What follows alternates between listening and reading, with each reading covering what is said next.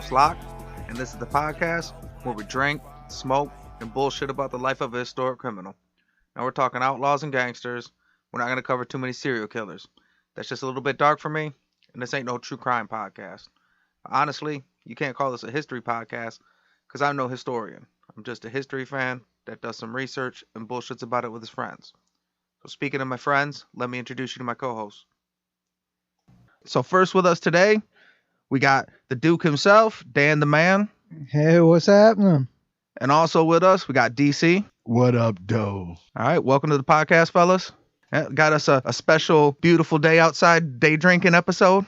Yes. Yeah, Sunday's my fun day. It's the best time of year to start day drinking, you know. Absolutely. Speaking of drinking, I got to agree with my man DC. He had fucking super recommendation for this Boss Tweed beer, and yeah, it's not disappointing. It lives up to the hype. I must say I have to give that credit to another one of our fellow co-hosts. I was over his house for a fight party, and I had some stout, I believe, that day, and we traded one.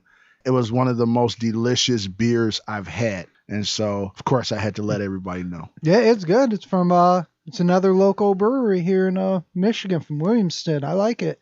And it follows the whole bad guy vibe with a Boss Tweed. I wish I would have brought a Tammany Hall episode just to stay on brand. And that's one of the great things about Tank. Like, he's the super duper duper beer snob, but he also loves to just swap beers. Like, that's the kind of guys you want to hang out with. Well, I will say this. It's not like I swapped him a Bud Light. Right. That Naughty Girl Stout, I believe it was. I think it was, yeah. See, that's sad. Like, I'm not sure what my anniversary is, but I remember what beer you traded for at the Deontay Wilder fight. As I discussed last time, I'm still hard in training for this 5K I got coming up. Thank God to Bell's Brewery, I don't have to kick craft beers completely and go to Mick Ultra. So I'm going again with the Bell's Lighthearted Ale, a lifesaver for all the craft beer fat guys and trying to watch Super their figure. light. What Trey, have you really been training for that? Yeah, I switched to Lighthearted Ale. Weren't you listening?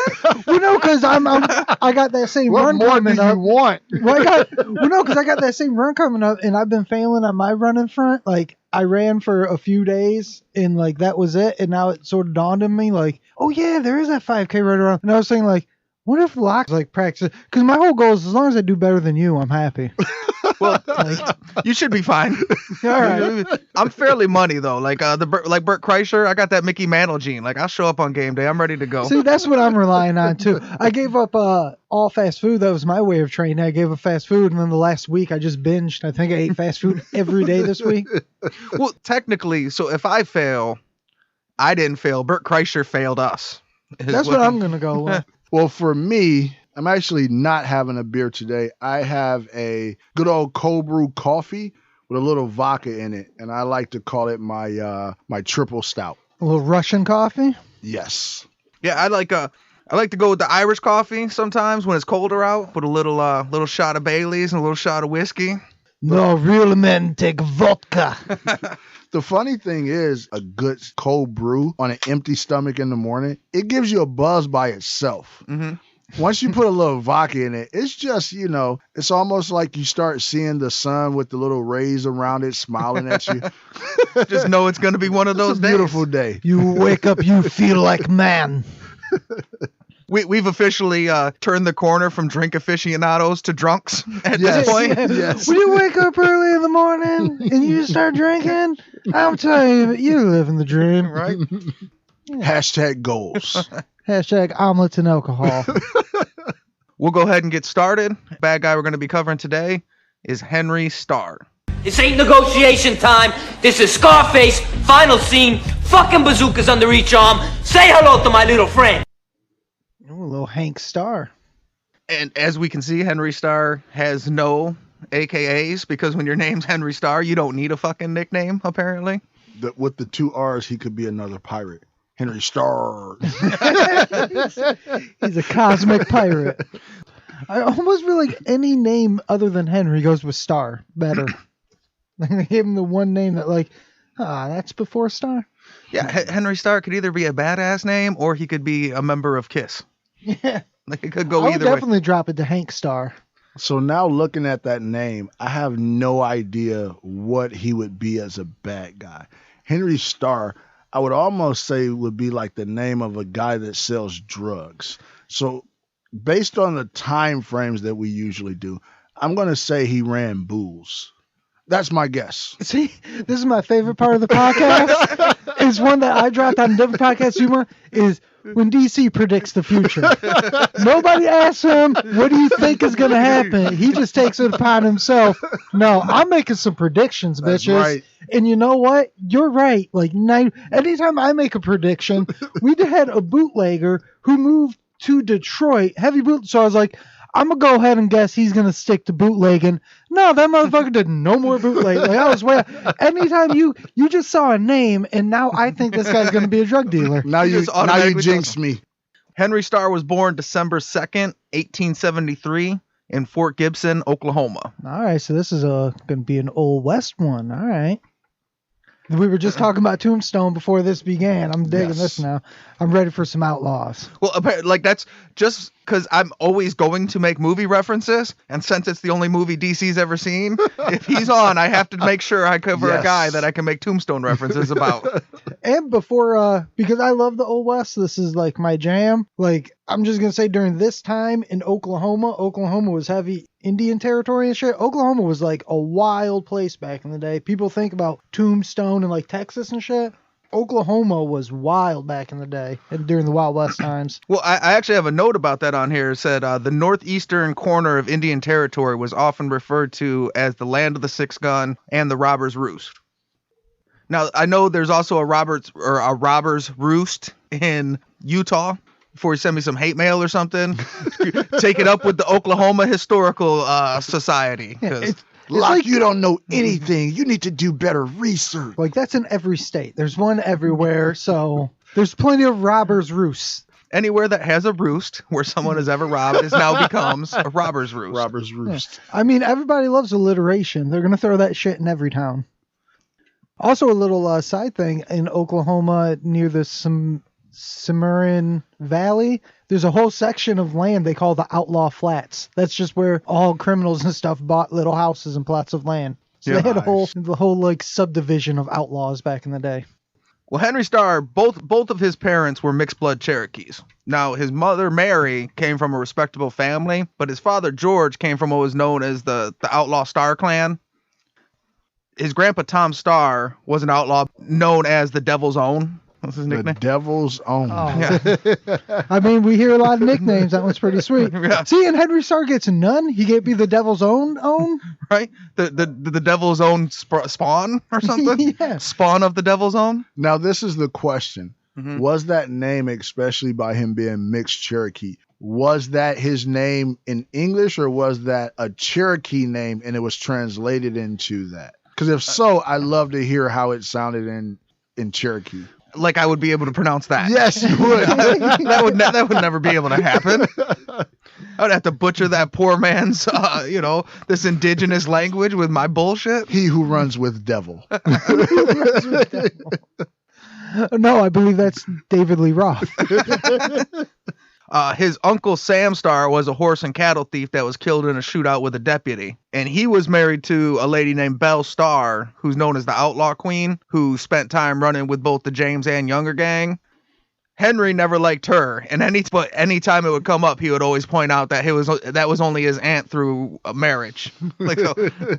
So everybody you talk about his grandpa Devil's Own and his uncle Sam Starr the horse thief, but you bring up Belle Starr, like, hey, marriage only. Marriage only. Man, I wonder what the fuck she did to him. She's not a blood relative. She probably, because it sounds like she's been running with all these gangs. Like she's just an outlaw groupie. Like, right? He probably doesn't like her. Like, man, she's just chased my uncle because he stole some horses. That's it. I also have reasons to believe that he probably wasn't fond of people that weren't Cherokee. Oh, either way, racist. In 1886, Henry's father died, and just a couple months later, she remarried a man named C.N. Walker, who Henry hated. Henry felt he was inferior because he had no native blood, and within a couple months of her remarriage, he left home. That's right. If you're not bringing a Cherokee into this house, I'm leaving. All right? How dare you bring this white man to my dad's table?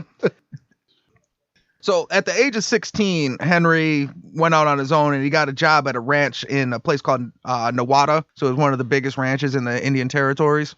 At that time, he had his first run-in with the law. He was driving a wagon. He got pulled over by a couple marshals, and he had whiskey in the wagon, and he was arrested for introducing spirits into the territory. See, I just love to see this old running. They had like a candle that kept on lighting and unlighting while a guy yelled like, "Oh!" like chasing him down in a wagon, waving red and white flags, or red and blue flags around. Like, pull over! Like, that's retarded. Oh man! No, I think that's exactly how it went. That's my next note. You have any booze in the car, sir? How much you been drinking tonight? So they do. Please turn off your horses, sir. They do some bootlegging and whiskey trading in this, and I don't understand why it's illegal, because I feel like in the Wild West there's still like bars and saloons and shit, but they had so many weird little laws. Like there were a lot of dry counties back in the day, just because like a lot of people through the whole gun rights thing also don't realize a lot of time in Wild West, like you weren't allowed to have your gun in town. People made a big deal out of that in the Tombstone thing because that seems to be the one story a lot of people know. But during that time, a lot of towns had those rules. Like there were so many weird rules about whiskey. Especially back in the day, there were a lot of rules about rock gut. That was a type of whiskey that they would cut with like turpentine and all sorts of nasty shit. So I think that's when they started having regulations to try to stop people from fucking dying from inhaling paint thinner and shit. Yeah, I think that's a good point. You know, based on the times, everything was still so spread out, and you had all these different counties or whatever, different cities, that different towns that kind of had their own rules. It's no different than, of course, now the days that we live in, you have all these states legalizing marijuana. But if you think about back when we were growing up, when it was illegal everywhere, you still had cities like your, you know, areas of Ann Arbor and stuff like that, where if you get caught with marijuana, it was literally a fine. Decriminalized. You know, it was like, don't do that. Give me the weed, pay this money. You know, when you go somewhere else, that's jail time. You know, so they probably busted on a like the same way a cop can pull you over for like your light over your license plate was out. Like they just wanted to see what was up with this Indian guy. I was gonna say he's a 16-year-old Cherokee driving around in a fucking in a wagon. They're like, you know what? Kind of like you said, just typical now, you know, profiling. Like, this guy's got something on him. Let's pull him over. We can find something. I can't help but to have it in my head, just this cartoon thing of them, like, hiding behind a bush, and they cruise through, and they're like, boop, and they pull out on them. Like, I remember I got pulled over once, and I know I got pulled over for nothing, and the guy made up something when he got up to me. I asked why he pulled me over. He said because I had an air freshener on my rearview mirror. It's no way he saw that air freshener. No, I got that. Still to this day, I will not put an air freshener on my rearview mirror for that reason. But my point is, it's no way he saw that air freshener from the angle he was at. But when he got up to me, he's like, "Oh yeah, air freshener. That's why I pulled you over." Yeah, I got caught on the whole air freshener thing. I mean, I had a suspended license, so that's really what it was. But he said the air freshener was the reason why. Well, I'll say this: on my time when I did get pulled over with a suspended license, it's a long story, so I won't tell it, but those were the coolest cops ever. It was like right before Christmas, and had they taken me to jail, I would have been in jail until like New Year, and they let me go. I got pulled over twice in that day. So thank you to those cops. I don't know their names, but those guys were great. Well, hey, I had a bunch of roaches in my ashtray, and this cop didn't bust me for the weed, and this was like 5 years ago. So, hey, white privilege or whatever it was, thank you, Southgate officer. He ended up pleading guilty to the crime, but he always maintained his innocence, and he said he borrowed the wagon and didn't know the whiskey was in it, but he just still pled guilty. And this is our guy? Yes, Henry Starr. So I was right on the booze so far? Yeah. How is that possible? In 1873. When I didn't know that was a crime at the time. See, he's calling things that aren't even crimes. And it's like, somehow this guy's illegal. Somehow you still got it right. Something in the name.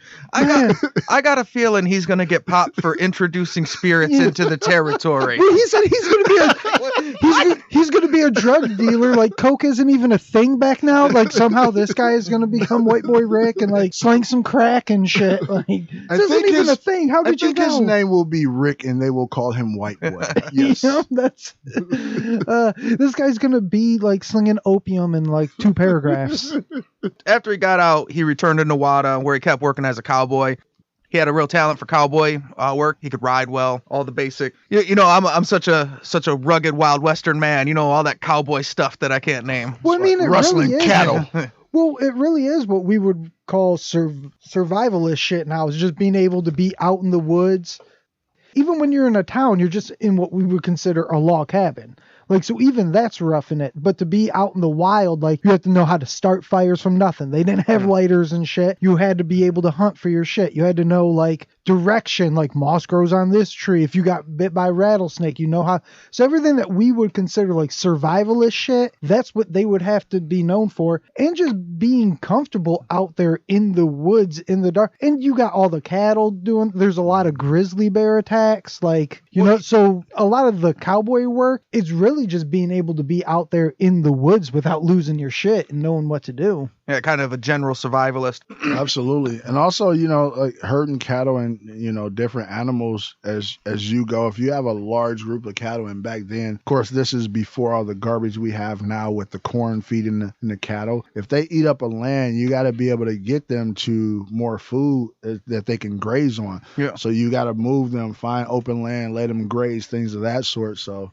Absolutely. And another little side thing is cowboys was a very popular thing for outlaws because a lot of people that did that are because they can't last in cities. Like they get drunk, they start fights, like all the ne'er-do-wells. So like it's like, yeah, throw me on the horse, kick me out in the woods. I'll just drink whiskey and watch these cows and be good. And you didn't have to know how to read. You didn't have to be smart. You just had to be tough and know how to last in the woods. So a lot of outlaws, that's what they would do to lay low, is get a job, give a fake name, and just rustle some cattle for a little while. Well, yeah, because if you could shoot and ride a horse, that's 90% of kind of what we need you out here doing, and most outlaws can do that. And by most records, Henry Starr could ride the fuck out of a horse. He kind of was just working as a cowboy until December 1891, where he got arrested for horse theft and was locked up in Fort Smith, Arkansas.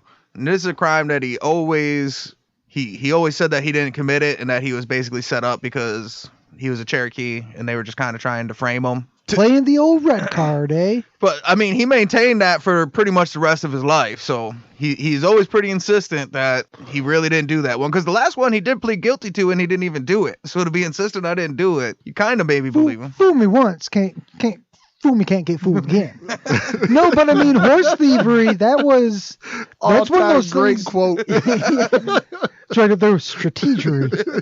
No, but horse thieving back in the day, that was a hangable offense. Like that was some serious shit. Like that was almost like the way samurais would call like dishonor. Like if you say you're a horse thief, like that's like a big insult. Like they took that shit. Like horses were livelihood. So like being a horse thief was like there's people that would rob banks and be like, nah, I ain't no horse thief. Like that shit was serious shit. Right, you get in a shootout in the street and you tell the officer, no, it's okay, Sheriff. He called me a horse thief. And they're like, oh, okay, well, yeah, fuck. His cousin bailed him out, and as soon as he got out, he jumped bail. 2 deputies, Marshal Henry C. Dickey and Floyd Wilson, were given his warrants. When Henry Starr jumps bail, he decides basically at this point, all right, I'm a wanted man. I guess this is just what we're doing. He decides to go pro, and he puts together a small gang, 3 dudes. He found it was a local whiskey runner named Jesse Jackson and his partner named Ed Newsom. I love how all these guys, when they finally decide, as you said, to go pro, the first thing is, I have to put together a gang. That's exactly what I was thinking. That's exactly where my head was at, dude. Who could I recruit? You know what? They're going to call me a horse thief? I'm getting the band together. Let's round them up. Like, immediately, it's Avengers time. Yeah, I'm putting a gang together. Like, yeah, immediately. That's their first move is like, no, if I'm do bad, I need some partners in this.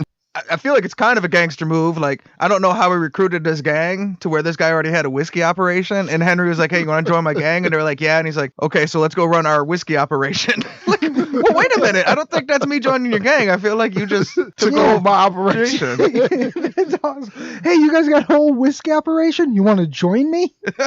All right. What do you have? Well, a couple years ago, I got busted for a few spirits. Great, let's do it. I'm kind of, I got an amateur status in the bootlegging business. Exactly. Well, I mean, that might actually be what they needed, was a good runner. Yeah. Somebody to be able to run it back and forth. They knew how to make the shit. They didn't know how to deal it. They kicked around with the whiskey running for a little bit, but the money wasn't quite where Henry wanted. He had big dreams, and he seemed to be... He's a shooting star. You can't hold him back. Well, and he seemed to be pretty... Like, a lot of his crimes, he's known to be pretty successful because he was pretty meticulous. He planned his shit out pretty detailed, cased a lot of it in advance, which at the time just people weren't doing. They were just riding into town shooting shit out. So he would case places. He did careful planning. He did mapping. He would work out time-wise, like how, nowadays a criminal would get like a police response time. But now, as opposed to a couple minutes, then response time would be like a couple weeks. Right. So, but he would space his crimes out from spot to spot so he would find out, like, okay, the police are responsible for this territory. So he would commit a crime on one side of the territory, and he knew, like, okay, it's going to take a couple weeks for the police to get on this. And then he'd do his next crime all the way on the other side of the same territory. He was smart. He was good at what he did. See, and we talk about that shit going all the way into, like, the 80s. You hear crimes of different cop precincts not putting shit together because they worked in different jurisdictions and shit. And shit, even the FBI wasn't made till shit, I don't know what, like the Lindbergh baby and shit, where they were able to like go like nationwide, and like the U.S. Marshals and shit. Like back in the day, you definitely, as long as you went like a couple days in another direction, yeah, they had no idea you just robbed that bank over there. Like back in the day, they had no clue what was going on. Right, and by the time they get it together to even go check it out, all of a sudden you just hit someplace way on the other side of fucking Oklahoma. Like, absolutely. You had to figure what had to happen for all of this stuff to be shared was this little thing, this little thing nobody probably hasn't heard of it, called the internet, that really could connect everything together. And then you had to have these programs that really allowed these different organizations to speak with each other securely. So it takes a while for all of that to, come together. So to your point, 1800s, we're, the internet was like a pigeon with a note on it. Oh no, they had the internet. It was called the telegraph. That was their whole thing. The way that in the 8 precincts started to talk to each other and get that whole thing hooked up back in the day. I don't know exactly what year, probably around this time. I know it was late 1800s is when the telegraph really started taking off. And that really did have a huge effect on the amount of robberies and shit, because they could start getting the word out and shit a little bit more. And some of those towns at that time, when you get in a transition period, and this would be more like early 1900s and stuff like that, but you see pictures of these towns, it looks like a Western town, and then there's like the thing with the horses out front, but then there's the telegraph lines and a car down the street. Like, it's like this weird mix of the still Wild West, but you start to see like these signs of, major city life. It's like seeing self-driving Teslas on the road right now. Well, and a lot of people hated it. It was just like seeing power lines and shit. Like the government had to do that imminent domain shit to like be able to put telegraph. And there's big, I don't know if there was riots or protests, whatever, about putting that line through people's lands. And like, it wasn't just criminals, but just normal people would go up there and like cut the lines because they didn't want that shit around. Yeah, the telegram coming through was a big fucking deal back in the day. Eminent domain still happens today. Yeah, all the time. I remember because we were all cable guys and shit. Like, you always get that person, you're doing like their neighbor shit, but the pole's in their backyard. So then they want to, you can't go up there because you like, hey man, intimate domain, Comcast allows me to go up this pole to fix your neighbor's cables. Like, I compare the towns at that time, like that in between status. There's that World War I picture of the German soldier that's on a horse with a machine gun and a gas mask. Like, it's just so fucking bizarre to see. Like, oh, wait a minute. So we're at war with machine guns, but we're still at war with horses? Yes. It reminds me of like 2008, 2009, seeing rappers on stage. One would have baggy wide pants. The other one would be wearing skinny jeans. Like, what is happening right now? The crossover. Yep. Tom Starr decides, your little whiskey running thing was fun, but we're moving on to bigger, better things. And then in July of 1892, they committed their first robbery. They robbed the Newalta Railroad Depot. So he didn't want to go far from home. Apparently, he's a little bit lazy. It's me, Henry, from the ranch I worked at down the street for years. I'm here to rob you. It's like we always say here on Say Hello to the Bad Guy. keep it local. He robs the Nuwalta Railroad Depot, and they got $1,700, which is $48,000 modern equivalent. Ooh, Damn. nice lick for you folks. Way to first go, off. inflation. Well, because we have done stories of people that robbed a railroad depot and got handfuls of silk and laces. So yeah, $1,700 is a much better haul. Who needs garments? Oh yeah, but that came out to be 48,000. 48,000. Damn, yeah, that is a good between 3 people. Mm-hmm. Yeah, First one out too. Yeah, they're on a roll. That's what I like doing the research for this. Is I had always thought, okay, yeah, old time robbers. You rob banks and you rob trains and you rob stagecoaches. The more research I've done, how common robbing railroad depots was at that time. I never knew that. And now it turns out there was way more railroad depots robbed than there ever was fucking banks. Why wait for the train to be moving? Let's get it while it's still just depoted up. Plus, I would guess, back in those days, the bank was more of, kind of the old school promissory note type of deal. So if people are coming into town, they're coming with their valuables, and then they have to get to a bank for holding, right? So why not get them before they get to that bank for holding? Get them at the depot. Yeah. Well, and banks a lot of times weren't banks like we think of them today. They were more like credit unions, but way more to the extreme. Like, there's a bank in town.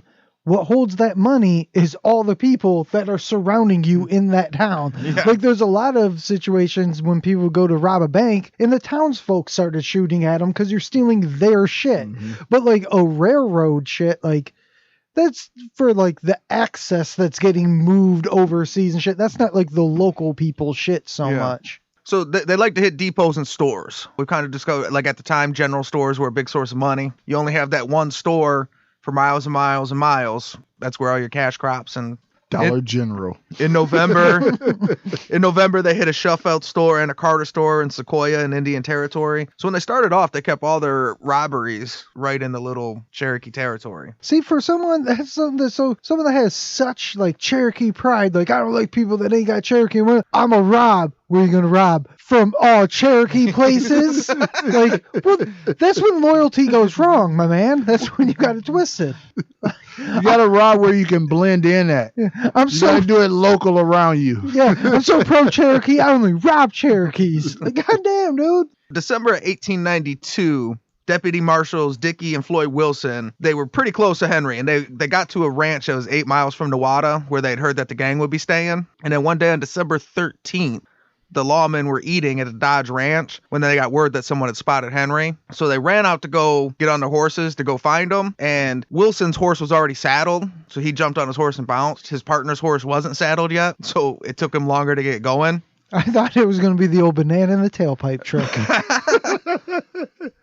So Wilson finds Henry. Now he's out by himself. And he found Henry in an opening on Wolf Creek. Wilson ordered Henry to surrender, and a gunfight ensued. That old school no time for backup fucking mentality and shit. I'm going in. Probably shouldn't have, because they got in a shootout, and then at one point Wilson's rifle jammed, and Henry shot and killed him. Damn. Gotta wait for your backup. I think that kind of speaks to like the cowboying we were talking about earlier, is kind of that overall little bit of skills with everything. Mm-hmm. You see Henry Starr's guns didn't jam in that fucking shootout. That's right, revolver. Yep. Yeah, and I mean, that's one of the big things back in the day. Like, those shits used to jam all the time, and accuracy was all fucked up. Like, just the simple shit of being able to shoot a rifle was a skill back in the day. By the time Marshal Dickey made it, the whole affair was over. See, we sort of overwent this, but is it just me, or I want to hear about the adventures of Dickey and Floyd?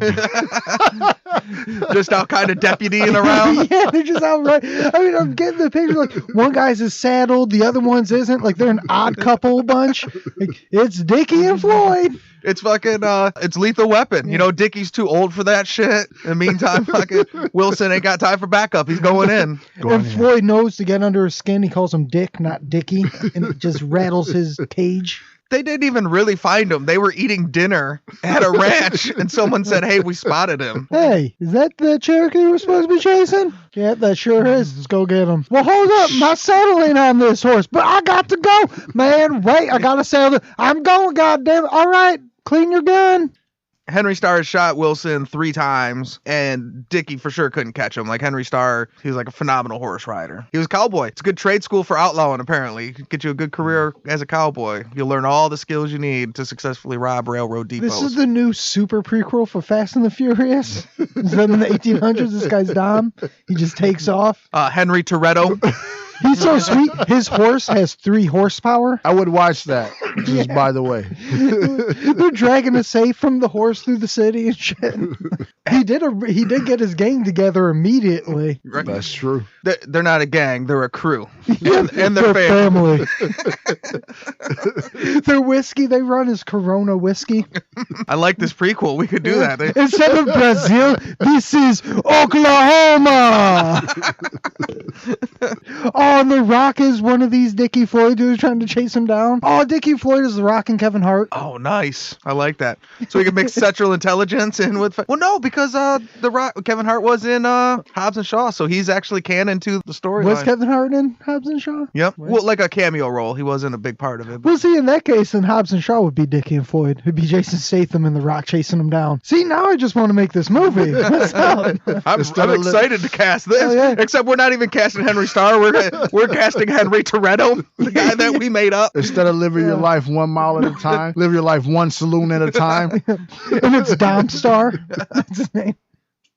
Now that he's wanted for murder, the law doubled their efforts to find him. On January 20th, 1893, they almost got caught when they escaped a shootout with the Indian police in Bartlettsville, IT, which means Bartlettsville Indian Territory. Yeah. Now, what is the Indian police? That's just like the police. I'm guessing like the local tribal police. Yeah. But I mean, because it's technically the Indian territories were kind of governed. It was a sovereign nation, kind of. Well, no, just in my head, going back to the whole he's so Indian thing, if like the Indian police are actual Native Americans or if they're just people in policing charge of that territory. No, they would actually be tribal police. Yeah, I would hope so. We're here to police the Indian. Well, we do. You know us good old white guys. We're here to police the Indian. Like, do we not do that now? I think we want our own police. I feel like that's 100% exactly what we do now. Yes. Right? Yes. So some things will never change. Like, it's just the way it is. No, but I was just thinking, they're bad. We do this a lot in this podcast where we almost have to justify their bad guyness at the end of the episode sometimes. Like, he's a criminal. He's getting chased down by a marshal. He shoots him. I can almost be like, that's obviously a bad thing. You don't shoot the police. But it's like, okay, I get it. He's a criminal. He shot the cop. But if he actually has other Indian-blooded people chasing him, what's he going to do to them? Like, shoot him. Fuck. I mean, he does. It's all about survival at this point. He does primarily just rob nothing but Indian people, it seems. So, got to do what you got to do as an outlaw. I guess so. Outlaw first, Indian second.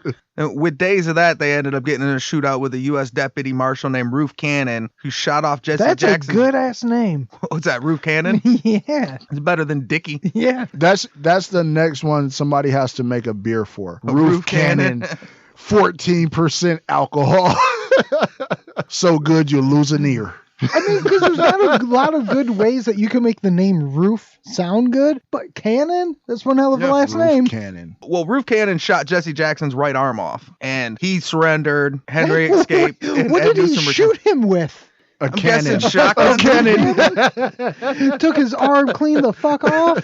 My guess would be like, because I'm a Young Guns fan, so I guess it had to be a sawed-off full of dimes or something. Like not even a real fucking shell in there. Like shot him with a $1.50. Yeah, because it took me a second. Like, yep, shot his arm. I'm like, yep, he shot his arm off. Yes. Like, damn. Shot his right arm off. Roof Cannon ain't playing no shit. Roof Cannon. He ain't no Dickie and Floyd. That's fucked up. You know, Jesse Jackson, you're like, okay, I'm going to go ahead and get into this outlaw life. You know, maybe like your fucking arm is blown off. I should have never joined this motherfucker. I was running my own little whiskey operation all by myself. How hard would it be to, be fast with a 6-shooter with one arm? Yeah, a single action. Oh, yeah. Well, a lot better than you would be with the Cowboy repeater where you have to like you need that second arm. At least 6-shooter, you could like one hand. I did see, you start slapping it with your nut. Terminator. You do it, you flip it around. Oh, yeah. One arm. Terminator. Ask the governor. That's Arnold Schwarzenegger. And Jesse Jackson, he's no Arnold. After Jesse Jackson gets captured, Ed Newsom kind of retires. He's like, you know what, I'm done with this. Henry really didn't seem too phased. What he did was he kind of just moved to the other side of Oklahoma, and he found a guy named Frank Chaney that was into robbing also. And they went on a streak where they robbed a MKT Railroad Depot, a Hayden store in Choctaw, and a general store in Inola. So they ended up with over $1,000.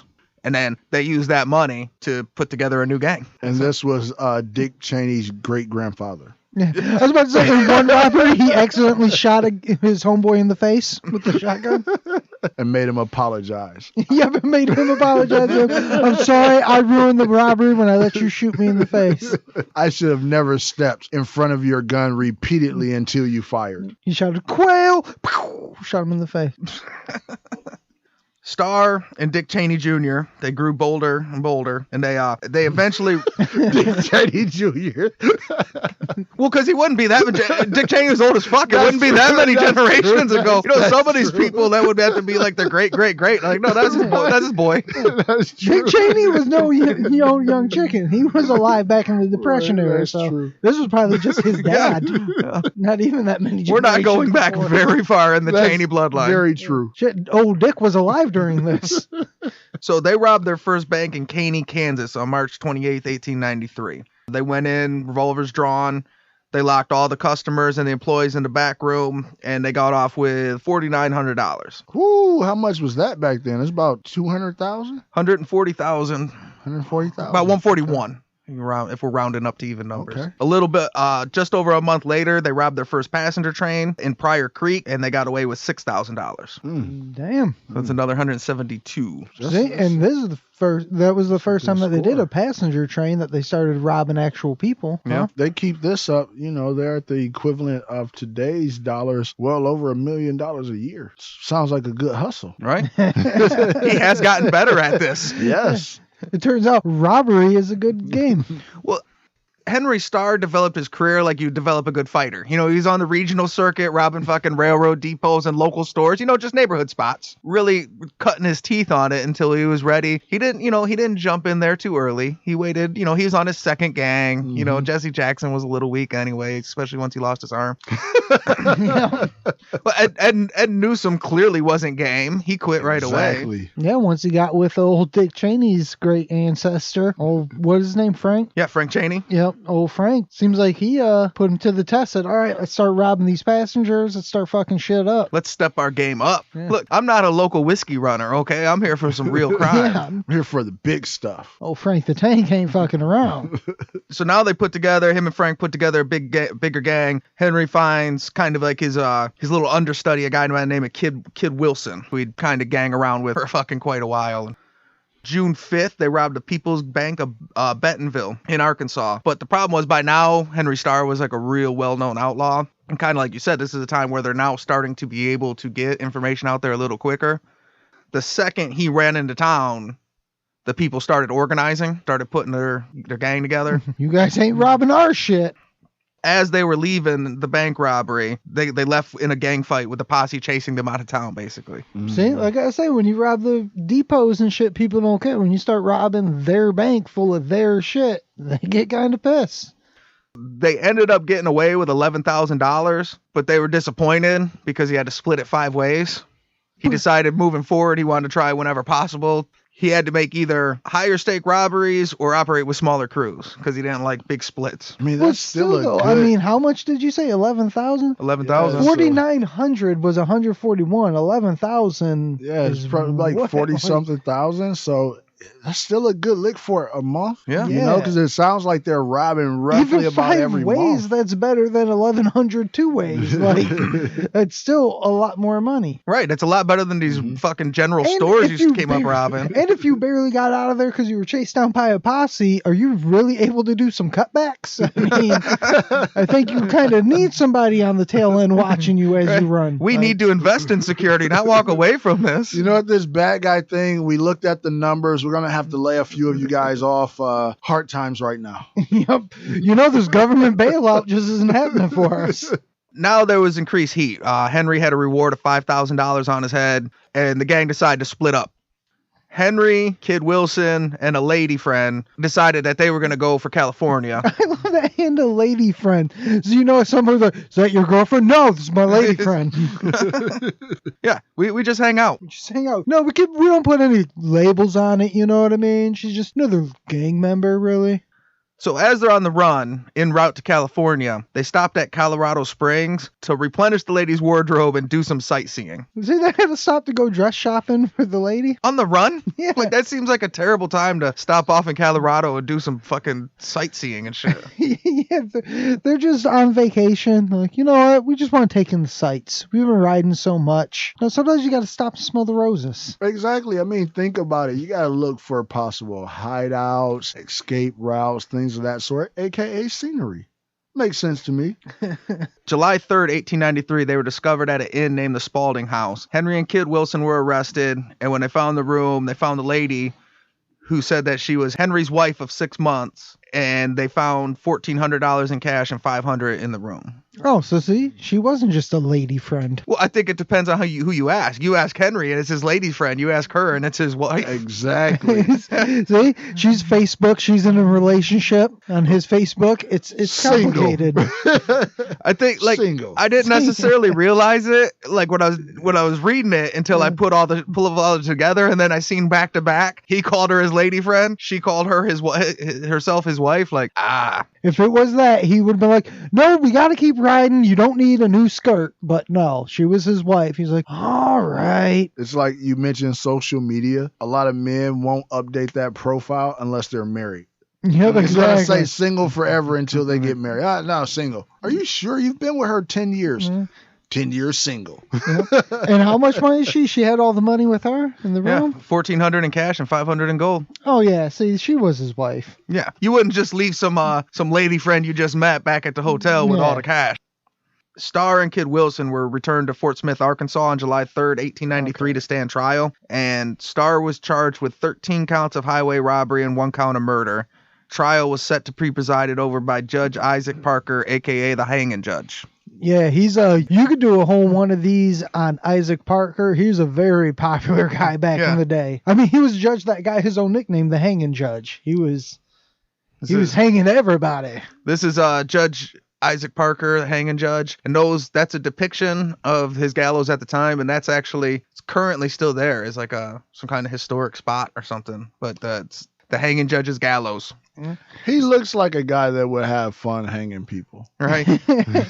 Well, you know, speaking of getting a team together, when he started getting, I'd have to double check this, it's kind of rough in my memory, but when he started becoming a higher power judge and started getting that nickname, he actually put together his own crew of U.S. Marshals. I think they were called the Four Horsemen, and like he sent them out to get a lot of high profile gang members and stuff. Like a lot of those gangs, the Dalton gang, and I think the Jesse gang was already done. There's a lot of gangs that were running out there and stuff, and he's the one that put all these marshals together to start stomping out. He was like Giuliani on mob activity in New York. Like the second he got into power, he's like, yep, let's gang up, my Avengers, let's fucking ride out. Not on my watch, motherfucker. All right, so what we're going to do now is we're going to go ahead and take a quick break, refill our drinks. We'll be back in a minute.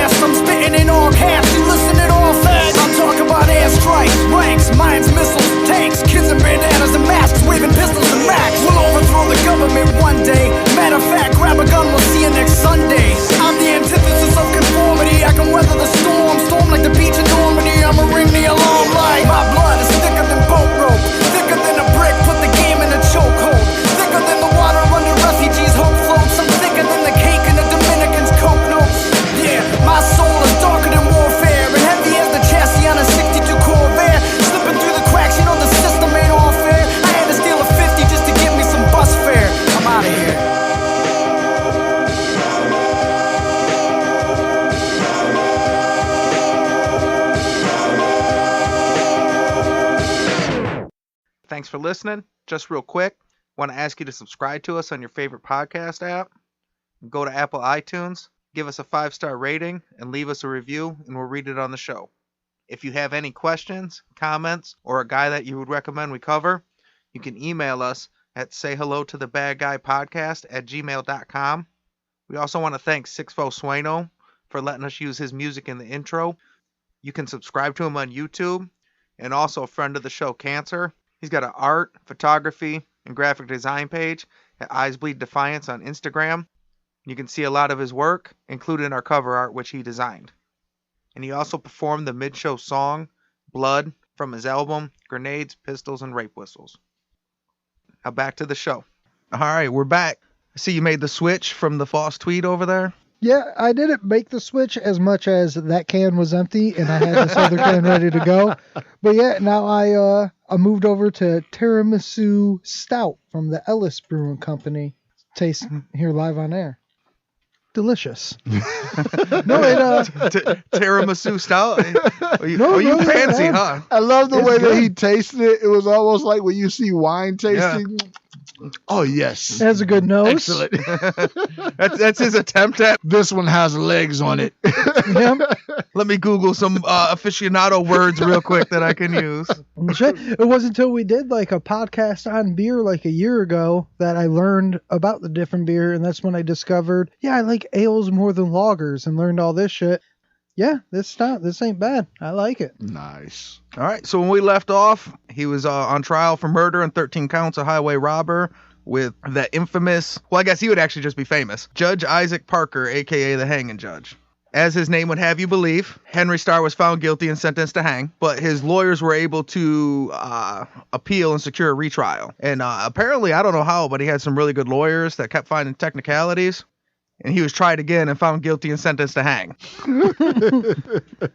So then his lawyers appealed all the way to the U.S. Supreme Court. And in the third trial, he pled guilty to manslaughter and was sentenced to 15 years on January 15th, 1898. Damn, I wonder what technicality they got that on. Because that's from, you have to die to 15 years. Yeah. Like, damn, that's one hell of a... 15 years gives me time to escape. Most people on death row are just happy to get life. Like, this motherfucker got dropped down to a decade and a half. While he was on trial for the murder, he did that time in Fort Smith, Arkansas. At Fort Smith, Arkansas, he met another mixed-blood Cherokee from Fort Gibson, Oklahoma, named Crawford Goldsby. They both hit it off because you couldn't have more in common. You just meet some random guy in prison with you who was also an Oklahoma bank robber from mixed blood. Hey, you robbing Oklahoma? Yep. You have Cherokee? Yep. Did we just become best friends? Yep. You want to go do karate in the train yard? Yep. Crawford Goldsby, a.k.a. Cherokee Bill, has been previously covered on the show. You go back and listen to that episode. That was actually a DC episode. Yes. You're here for Cherokee Bill. On July 26, 1895, Cherokee Bill attempted a jailbreak where he ended up killing a deputy. Shootout ended up in a standoff. Henry Starr he thought he kind of like was a good kid that was under some rough circumstances, kind of always looked out for him. He went to the authorities and told them that he would attempt to go disarm Goldsby if they would promise not to hurt him, which they eventually agreed to. And he went into his cell and talked him down, got his gun, brought his gun out, and they allowed Cherokee Bill to live, where he stayed at Fort Smith, Arkansas until he eventually was hanged. Damn. Well, he saved his life temporarily. Like, hey, give me that gun. You had to go back to jail before you get hung. I wonder which one is better. Go shoot it out or sit there and wait knowing that you're going to be hung. Well, it all depends. I mean, in your head, you would think like, dude, you shoot out, you go in a blaze of glory or whatever. But then when you take a step back and realize like, so you're just going to kill a bunch of cops till you get shot, or just fucking do your time until you ride your time out? Well, and maybe he figured as long as he could stay alive, it's a possibility that you could still try to escape. Like this escape didn't work, but maybe that's what Henry Starr told him. Well, we'll work on another one. Henry Starr's like, look at me, dude. I was going to get hung. I got out in 15 years. Anything can happen. That's probably his last words before he was getting hung was like, fucking Henry said I get 15 years. Hey, I could have died. I could have wrapped this up in a blaze of glory, man. Yeah. God damn you, At Henry least Starr. I had a fighting chance. This motherfucker said I could get an appeal. That's hilarious. Look at me. I got 15 years. I mean, for real, when you're talking baby. to that dude, like... That's craziness. Well, I mean, if I was Henry Starr, I would believe that too. I'd be like, dude, you can get out. It don't matter if you got fucking sentenced to hang. That don't mean anything. I've been sentenced to hang twice. That ain't shit. Come on, baby. You think you're going to get sentenced to hang? You're going to be free in 15 years. Look at me. I've been sentenced to hang so many times. Look, I'm out here working for the cops right now. I'm going to walk out of this room with your gun, and I'm going to be congratulated right now. Live the dream. It's all right. Henry Starr, once he was found guilty for his 15 years, he was transported to federal prison in Columbus, Ohio. And in 1901, with help from his family and the Cherokee tribal government, Henry applied for a pardon to President T. Roosevelt, who thought that he was impressed by the courage he showed under fire to disarm a criminal and protect the lives of more deputies, that he reduced his sentence, and Henry was released from prison on January 16, 1903. So how many years served? It would have been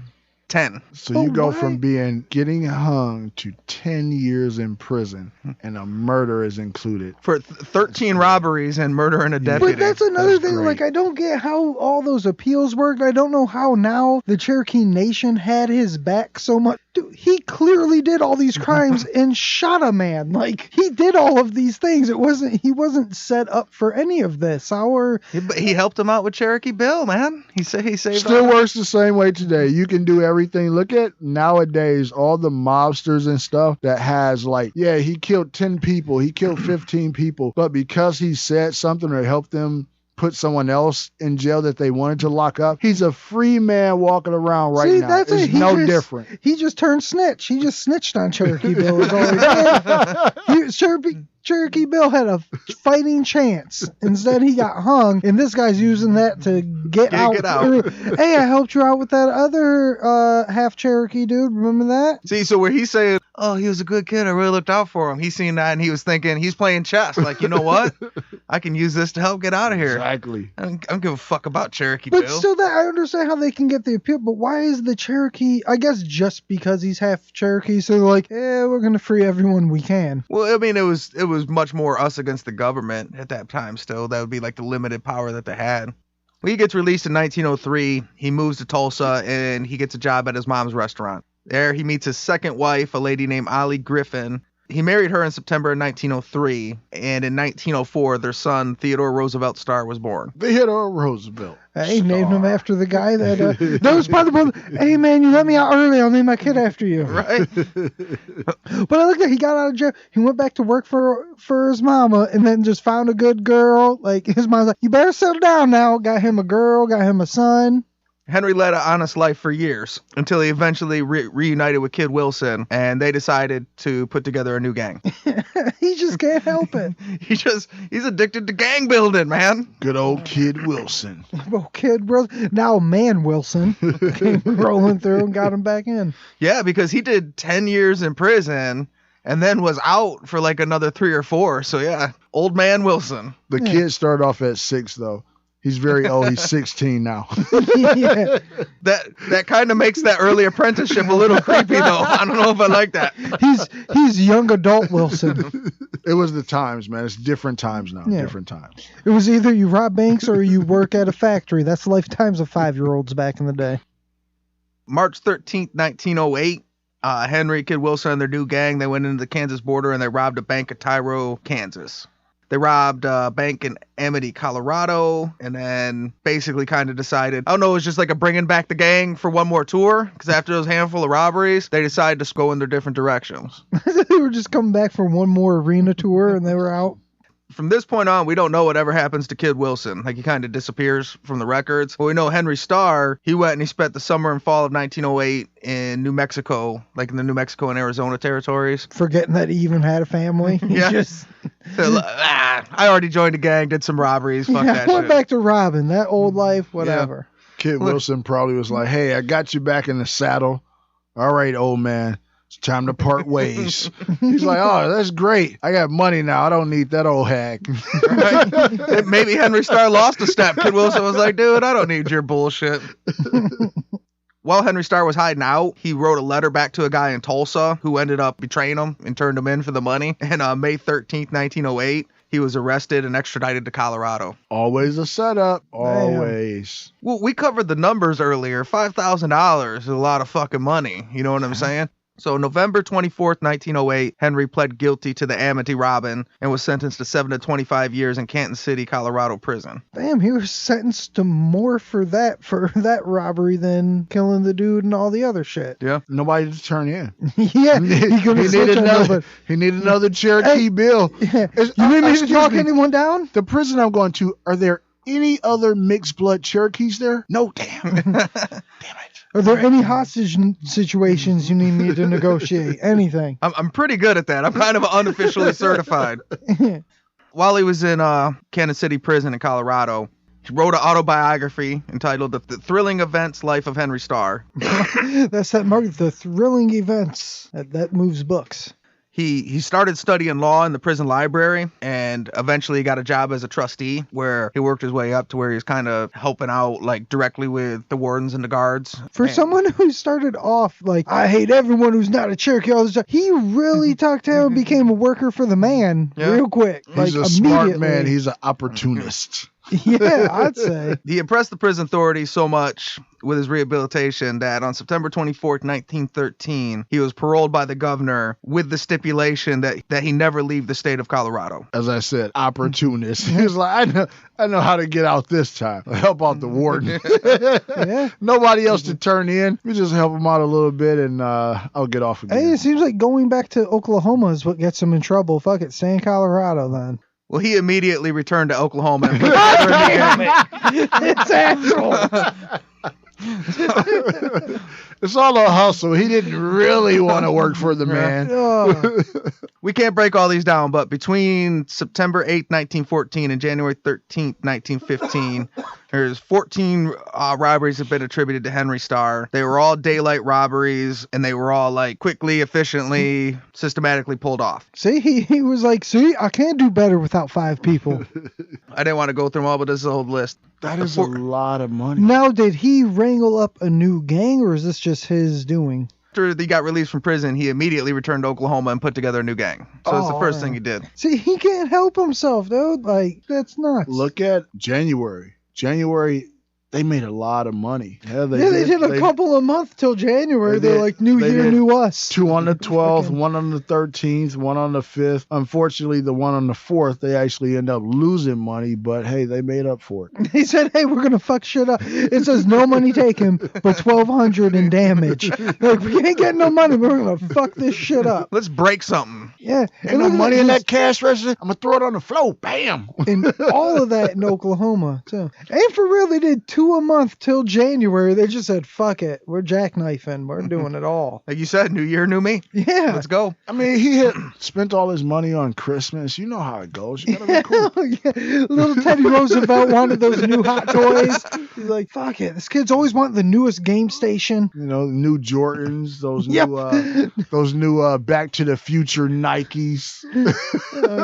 Having been known as a fugitive for years, like they knew his old haunts. They hit all his old haunts in the Robbers Roost, Osage Hills, and all that he'd always hung out at. In the meantime, he spent the whole time living in the middle of Tulsa, Oklahoma, at 1534 East 2nd Street, 2 blocks away from the Tulsa County Sheriff and 4 blocks from the mayor of Tulsa. Wow.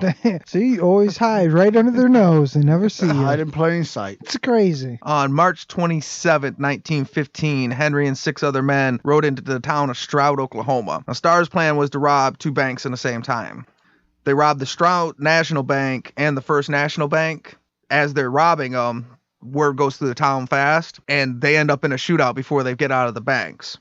The gang ends up escaping with $5,815, successfully pulling off a daylight double bank robbery, but Henry and another outlaw named Louis Estes were both shot and captured in the gun battle. That's where a lot of Wild West banks go wrong. Like, because these weren't the first people to try a double bank robbery, but anytime one of them old outlaw gangs tried the double bank robbery, it always, even if they get away with some money, at least one or two people is always captured or dies. Like, it never works out. But every now and then, one of these old West outlaw gangs tried the old double bank robbery. You look at it in general, I mean, with criminals, usually the reason why they get caught is because of greed. So they probably looked at January and said, hey, we pulled off 2 in one day. You know, we pulled off, back-to-back days. Hey, let's just do a straight double. We run out of one and go to the other. And it's like, you all are pulling off, looking at these numbers, they're pulling off a pretty penny, and I don't think that you need to do a double bank robbery. Like, are you trying to be the outlaw Bill Gates of your time? Like, what are you doing? Well, that's what it is. It's not just greed, but it's pride. They want to prove how they can do it. Like another famous bank, I think they were the first ones to try it, was the Dalton gang. They were mad because they were cousins with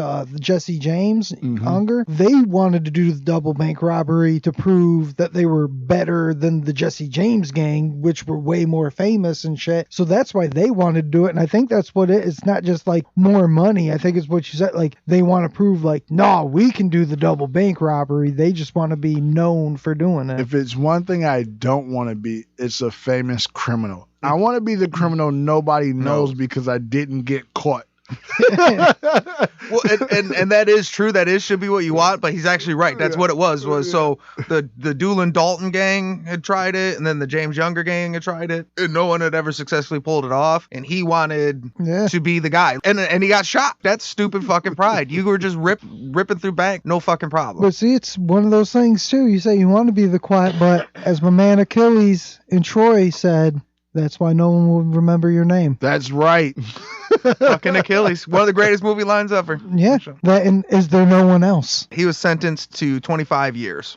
He was transferred to the Oklahoma State Penitentiary in McAlester, Oklahoma. So while he was at prison in McAlester, Henry Starr started a program where he would speak to youths about staying away from the life of crime. How is this guy who he was supposed to hang, then he got out in 10 years, then he went back to being a bad guy, then got caught and on probation. Everything's like, hey, stay away from crime. Because it's an opportunity. Listen, I really care about these kids, so you're going to let me off early, right? The guy who had a million chances to stop being a criminal continues to keep on going back. Is now like, I'm going to tell the kids, don't be like me. Don't do crime. I am rehabilitated. That's crazy. When asked that question, he told a reporter from the Oklahoma World, he said, I'm 45 years old now.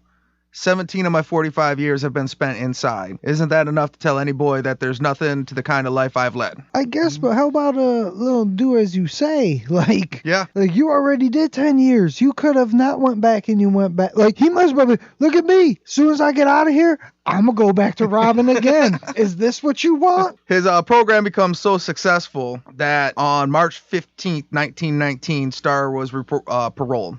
I told you, it's a hustle. It's a hustle, baby. He started a youth program and got himself back out of prison again. I know what to do. Well, and you see, and so he went back to Oklahoma, got a gang together, robbed a couple banks. So, like, he met a woman first. Yeah. A couple of those kids he was speaking to, he got them in the gang. What I like, he's for real opportunist. Like, whether it's, hey, I'm going to talk down Cherokee Bill. Oh, I'm going to work for the warden. Hey, I'm going to start a program. It's never been this. It always works. And it's never the same plan. It's something different every time. But I'm going to start a youth program to keep people out of crime. Dude, you're the worst criminal. Okay, what are you going to do this time, Mr. Starr? Same old song and dance. No. I was wrong with what I did before. I'm about the youth now. That man's reformed. Let's go ahead and parole him. Well, I feel like he must have been extremely likable. He puts together a good record, gets in front of a parole board, and he's got to be just like this super charismatic guy and shit. Cause it's so weird because when the whole story started, he sounded like he was a dick. Like, he sounds like a real asshole. Like, a lot of times these super charismatic guys are, though. Like, what draws people's attention is also, that type A personality is kind of shitty too sometimes. It's a switch that they're usually able to turn on and turn off. I can be charming and stab you in the back at the same time. Think about it. Most of the people, for somebody to stab you in the back, you have to accept them enough to let your guard down so that you turn your back to them. And they're like, ha ha. Psh. Yeah, but that's what I'm saying. In the beginning, he didn't seem like he was the charming guy. And now I guess he would have to be to get out this many times. Well, so now this time... He charmed Cherokee Bill into handing over a gun. No, I'm talking about way back in Bill is a hard to impress man. No, I'm just talking about way back in the day when he hated his stepmom, like those days. Like, if you didn't have any Cherokee blood, it was fuck you. Like, now it just seems like everybody gather around. I love everyone. Hey, whatever keeps me out of prison, fuck it. Yeah, that's really what it is. After his release, he wrote, produced, and starred in a silent film called A Debtor to the Law, which portrayed the Stroud, Oklahoma bank robberies. It was immediately a huge success, and he got contracts to work on 2 other local movies, and then received offers from Hollywood to go out and start doing movies in Hollywood. Nice. The name like Henry Starr. He was made to make it to Hollywood. This is crazy. This motherfucker made it to Hollywood. It's a big fucking hit. Debtor to the Law. This is like a Cherokee Danny Trejo. He went from a criminal to an actor. While he was working in movies, this is where he met his third wife, Hulda Starr, from Sallisaw, Oklahoma, and they got married on February 22nd, 1920, and moved to Claremore, Oklahoma. Got to get a new wife every time you get out of jail. Yeah, it really is what happens. Got to get a new wife. It's like anytime he goes to jail, he thinks a reset button gets hit. He just gets out and starts something new, and there's like, hey, I'll fucking go back to Robert. Reset. Now I'm going to be an actor. Reset. New wife. Where did he move to? Oklahoma again. Claremore, Oklahoma. This motherfucker cannot say he's going to go to Hollywood to be in a couple movies. Like, nope, back to Oklahoma again. So now that I have a wife, move back to Oklahoma, movies, putting the game together. But he's moving right back to the where his like old wife and kid are at and shit. Like, that's old news. So once he moved to Claremore, Oklahoma, Henry and 3 companions, on the morning of February 18th, 1920, went to the People's State Bank in Arkansas and robbed it for $6,000. Gotta put a game together. He has an MO. He sticks to it. You at least have to accept that he sticks to his MO. He gets a new job, a new wife, still sticks to the robbery. Yeah. He cannot stop. This is fucking nonsense. This motherfucker's in movies. He should have been hung 20 years ago. Motherfucker riding around like talking to people's kids, being a motivational speaker, then robbing motherfuckers. I don't think he liked the robbing as much as he liked the gang building. Like, he just loved having a gang. He needed a fantasy outlaw like league. Like, he just loves the draft. It's either that or he marries all the wrong women. And then once he gets married and settled down, he's like, shit, I got to get out of this house. Yeah, he can't help it. It's like Ricky Bobby's dad. Like, he just gets that itch. Something don't feel right. He's got to get out. That's you ain't crazy. first, you last. That motherfucker, like, gets, like, walks out of the mega and make sure you go see Debtor to the Law in your local theaters. Like, that's nonsense. This dude's either my favorite or I hate him the most. Like, well, and he wrote, starred, and produced. Like, that's where the real money is, right? Oh, man. While they were leaving the People's State Bank, Henry got shot in the back, and his partners, they fled with the money, and he was just kind of left there. He was carried to the jail across the street where they removed the bullet. While he was on his deathbed, he was bragging to doctors that, I've robbed more banks than any man in America. He said that he never revealed a single partner in any crime. He never shot anyone committing a crime, and he served his time in jail like a man. And he bragged that he was the only guy to ever successfully pull off 2 bank robberies at the same time. But didn't he get captured during that double bank robbery? Yeah, but he wrote a movie about it, so I think that's a push. That's a small technicality.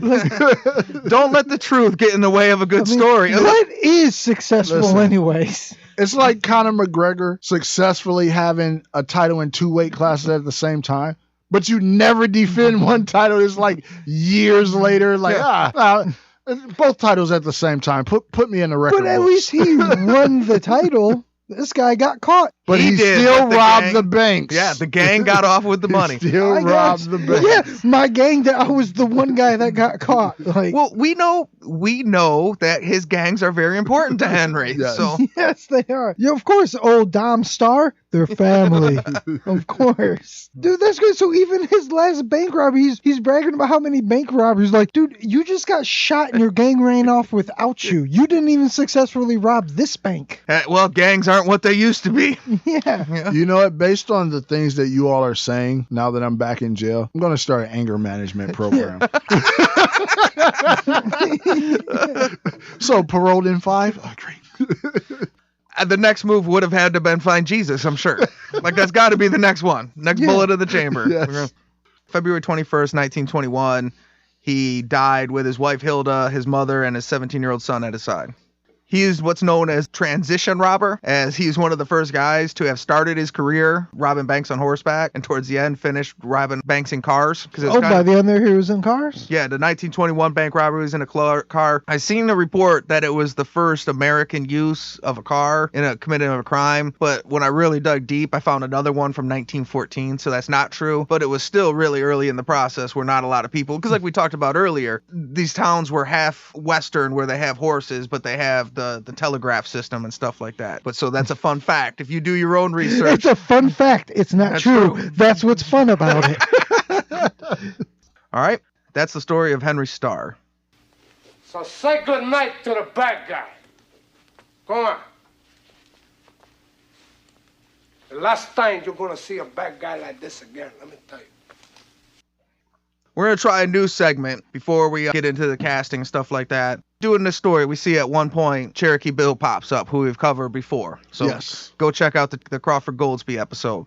But I think most of the episodes, there's always some other supplement characters. If there was one other guy that we were going to cover to dig deeper into from this episode, who do you think would be the guy that you'd want to hear about from the Henry Starr story?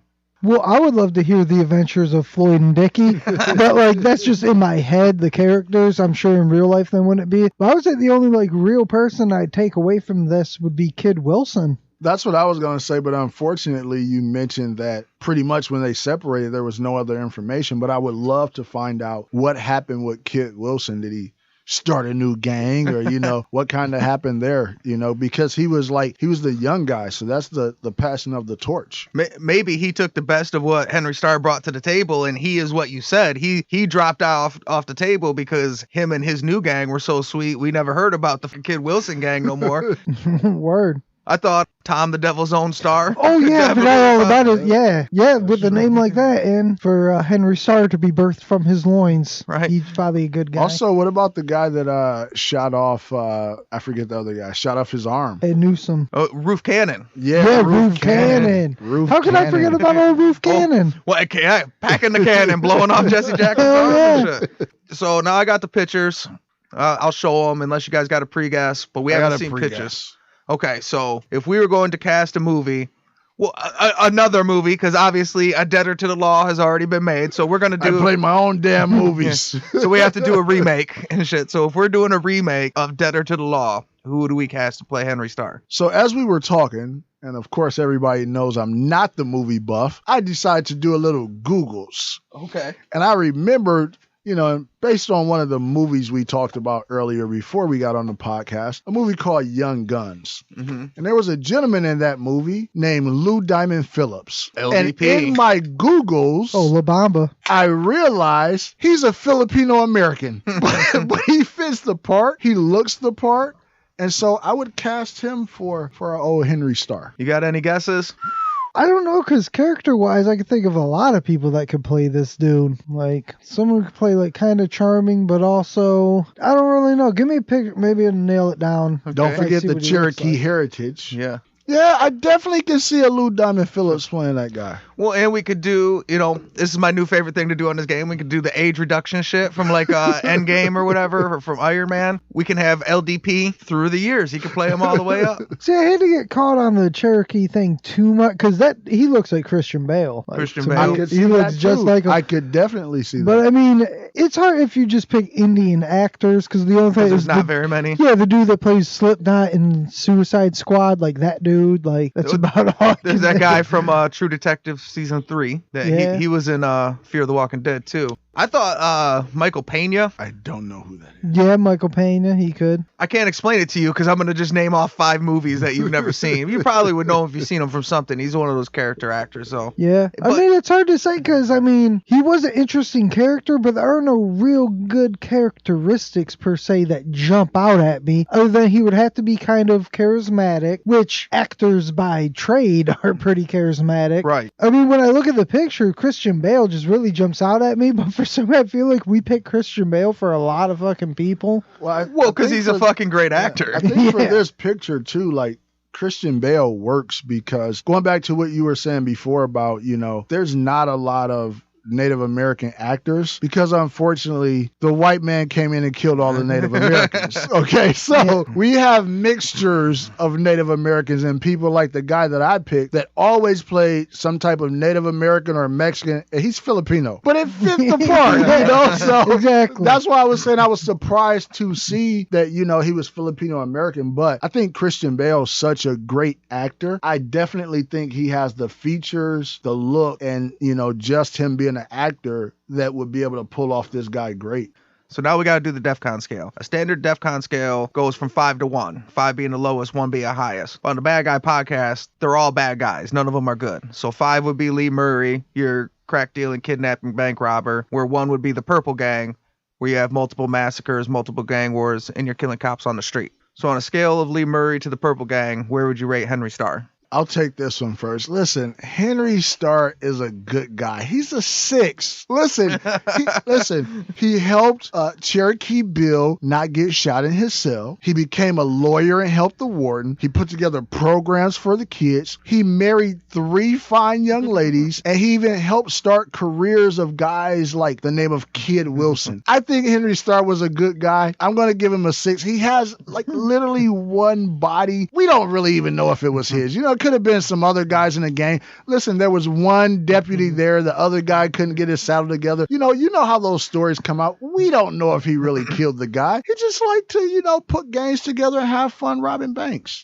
He's having a good old time out there. You know, good time. Couple beers, you know. Well, I thought I was going to be loose on this guy until I heard that. No, my general rule is a DEFCON 5 is for people with no blood on their hands. They just sort of do some criminal activities. This guy, he killed some, but it still was, like we said, it was a cop chasing after him. It's not really in self-defense because you're a criminal and it's a cop trying to catch you, but it's in like self-defense in the way that you're a criminal and it's a cop trying to catch you.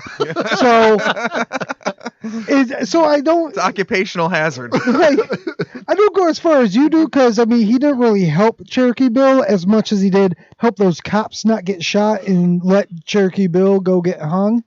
And he pretty much did the youth thing to get out. Like, he robbed a bunch of banks, but even in the end, he said, like, he didn't kill a bunch of people in the process. He wasn't a horrible guy. He still was a bad guy, of course. I give him a 4. It would be a 5, but he did have some blood on his hands, and he definitely was a diehard criminal. He had a bunch of chances to get out of the game. He chose to stick with it.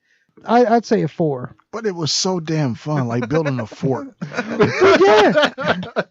I mean, all criminals are fun. Most of our DEFCON 1s are fun. I like them. He just really loved him a gang, dude. He just couldn't stop making gangs. Is there some sort of fantasy sports league he could have been in? He would have been fine.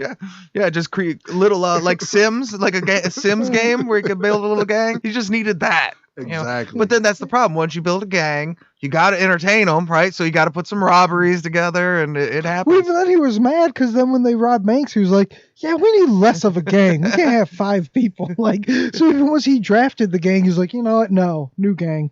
He liked to build a character more than he liked playing the game. See, I'm tough between a 5 and a 4 because he does have that 1 body, but it was, you know, I kind of have a standard. I'm consistent. I have a shootout policy, you know. shit happens in a shootout. So I factor that in. You know, it's not and he didn't kill people and committed a crime, but I really hate that he could have got out so many times, and they kept pulling him back in. He kept jumping back in. Yeah, because he was nothing to pull guy. I don't know. I think I'm gonna have to go with 4. I think if he would have quit after Debtor to the Law, right? If he would have made that movie and just been a Hollywood star, Hollywood yeah, I would have called it a 5. But when he had Hollywood offers and a new wife, and he still said he has the gang version of alcoholism. Yes. Like he just couldn't see, like he's addicted to the game. Yeah, he was walking around Claremore, Oklahoma, seeing 3 kids that he thought, showed some promise, and he's like, just one more time, man. We can get this bank, man. All right, fellas. Well, it's not like I really have a choice because majority rules, but I guess I'm going to go over to a 4 also. Well, yeah, either way, like standard MMA scoring, it doesn't got to make sense. Like we just say, so 2 4s and a 6, they make that a 4. So we do it a majority 4. They're moving in. I say we go to Defcon 4. All right, so now we're going to do, at the end of every episode, we're going to read out any of the rate and reviews. So go to iTunes, give us a 5-star rating, and leave us a review. We'll read it online. Send us some emails. Send us comments, corrections, just whatever, and we'll read it on the podcast. Also, don't forget, if you ever have anyone that you came across that you may want us to look into, then Locke would look into that person. If it's somebody that's not on the radar, your suggestion may end up being the next podcast on the Bad Guy Podcast. Yes, definitely. And I mean, we're at a stage too. We're still early, so like a lot of your suggestions and reviews really could shape the show because we're real open to growing and expanding and seeing where we can take it and everything. So a lot of your reviews help us to shape this show and where we want to go with it. Well, yeah, a lot of the things that we do nowadays we weren't originally doing until we got feedback. We build this show it takes a village to raise a show. Our first 5-star review is from Jen Lyon 914. It's titled "Say Hello to This Podcast." I love listening to these guys. The commentary that complements the gangster information makes you feel like you're sitting in on the conversation. Great job, guys. Keep the podcast rolling. I like that. Cool. I like that. The reason why I like that is because when Locke came up with this, idea, that was the whole point of it. As you hear in the intro, it's basically a bunch of guys sitting around, drinking, smoking, whatever, and kind of, just the talk amongst the fellas. And when I say fellas, that's extended. That's ladies also, but just, amongst the guys, so to speak. So if that's what the person is feeling on the other end of the podcast, that means that we're doing something right, hitting the nail on the head. Well, and especially, Locke will attest to this. I'm the first person who really gets mad when people start talking a different way in the podcast. I really hate it. So to hear that people think it is just normal conversation, because this, before we even started recording this was just us bullshitting around. Like, so anytime we start to drift off and I feel like we're just talking to people, like I'm the first one to be like, oh, that doesn't sound right. So, I mean, the more I hear that it sounds like a casual conversation, that's exactly what we're shooting for. I think you guys handle most of the conversation. I do most of the stuttering and stumbling and kind of rambling about shit, but I delegate. I delegate the conversation part. Word. So our next review from Faf Dave TFTC. It's titled "Scorsese Would Be Proud." I'm a huge history fan, and this podcast delivers. I like it. Short but sweet. That's all that starts off with Scorsese Would Be Proud, because, I mean, on this thing, like all podcasts, we originally shot around the idea of doing movie reviews and shit. So, like, to hear Martin Scorsese would be proud, that's, even though I love Marvel, but Scorsese is definitely a good name. Well, I mean, it was already short and sweet. You could have just left it at Scorsese would have been proud. It would be proud. But like, bam, that's it. Good enough. That's all the compliment I need, man. I like it. Short, sweet, and simple. And I'll tell you something that's funny. It's hilarious to me that there are a lot of podcasts now that are movie reviews, because when I first started listening to podcasts, there were no movie reviews. So it's like, you know, it's coming around full circle. Shit, the fact that there are so many movie reviews is how this podcast got born, because we're like, well, we can't do movies. That's like, everyone does movies. That's a saturated market. Yeah. Our last review for today is from Ed Saves the World. I love the name. Keep up the good work, Ed. We need you. I actually know. So Ed Saves the World has a podcast named Ed Saves the World. It's like a casual conversation podcast. It's shorter. It's like 15 to 20 minutes or so. So it's a good like commute podcast. We ramble too long for that. Right. So definitely appreciate the support. His review is titled Ed Saves the World. Don't miss it, motherfucker. Ed Saves the World, okay? Like his messages are all the call to actions. It's Ed Save the World. Heading, Ed Saves the World. From the podcast, Ed Saves the World. He said, love the laid back vibe while dropping some knowledge. Keep it up. We will Ed Saves the World, and you keep up that saving. I like it. And hey, by the way, Ed Saves the World has a podcast. If you're on a long drive or you're sitting chilling, give us a listen. If you got a quick commute and you want to listen to something good, I haven't heard it yet, but go over. You got a 20-minute commute. Listen to Ed Saves the World. Yeah. I mean, that's a cool little market, too, the little 15, 20-minute short ones. Because sometimes you don't want a full-length one. Sometimes all you need is, I just got a quick drive somewhere. Just click this on, start it, finish it. Like I said, I was halfway joking, but like I'd like to do a short one, but the way I ramble, there's no way we could. Look, I listen to movie review podcasts that are an hour longer than the movie itself. So I'm a dork, but like, yeah, there's a lot of people, not everybody has that time commitment to, listening to podcasts. I happen to be doing stuff where I can, do it as I'm working a long time, but all right. Well, that's all we got. You guys got anything before we go? No, this was another good story. I enjoyed it. It was a good time. All right. Well, thanks. This is Say Hello to the Bad Guy. Thanks for coming. And thanks for listening.